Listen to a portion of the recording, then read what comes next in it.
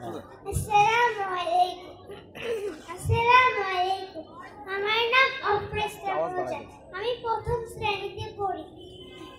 আমি একটি কবিতা আবৃত্তি করব। কবিতাটির নাম ঠিক আছে, লিখেছেন সুকুমার।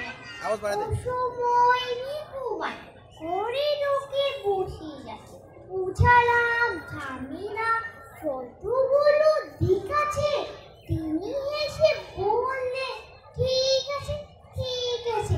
ত্রিশূলের পোচা চাল টল টলে বাসি ডাল থালাটাও ভাঙা চূড়া বাটিটাও ঠিক আছে। তিনি এসে বললে ঠিক আছে ঠিক আছে।